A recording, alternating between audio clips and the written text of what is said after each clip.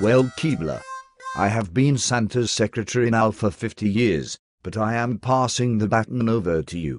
Excited? Very much, Legolas. Well, the most important thing to keep track of here is Santa's nice/naughty list. This year's list we keep in the desk. Past lists we keep in that closet over there. Future lists we keep in that closet back there. Hold on. What do you mean by futureless? You know. For future years. You mean blankless? No, they are all filled out. But how does Santa already have the list filled out? Because Santa is the one who decides who is naughty and who is nice, of course. Of course, but doesn't nice and naughty refer to actions which are done? And doesn't that imply that they have already occurred? Well, sure, they refer to actions. But Santa also determines who is going to be naughty and who is going to be nice. Wait. Isn't the whole point of the Santa Claus project to encourage kids to be good? Encourage. Originally. However, about 100 years ago, Santa read this book by W. Magenta. Completely changed his outlook. He realized that all kids were inherently naughty. Of course. That's why they need to be given incentives to be taught right from wrong. Except Santa realized that it is even worse than that. He realized that no amount of present giving or coal giving will ever teach a child right from wrong.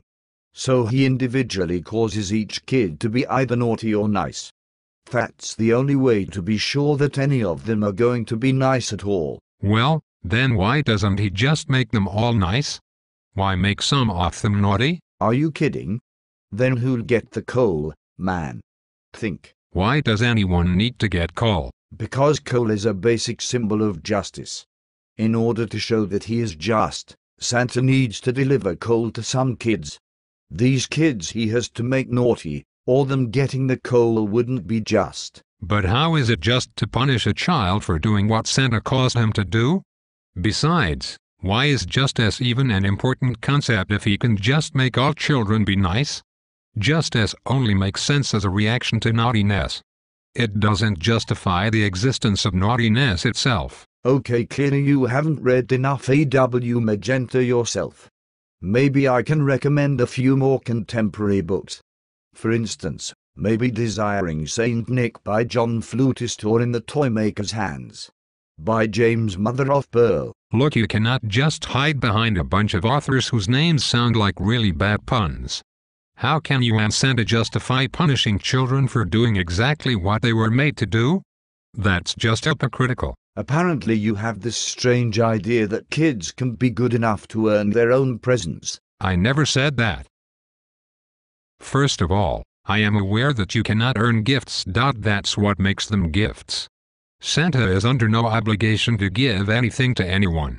Second of all, I am not complaining about children not really earning their gifts under your system. I am complaining about them not really earning their coal. While there is nothing unjust about not giving someone something good without merit, there is something inherently wrong about giving someone a punishment without merit.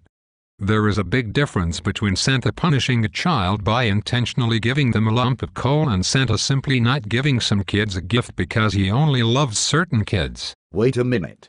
Stop right there. Santa loves all kids. After all, he says so. How can you say he loves all kids if he treats them differently by means of some arbitrary decision? It's not arbitrary. Oh, so what does he base his decision on then? His own good pleasure. Ouch. Why did you do that? My own good pleasure.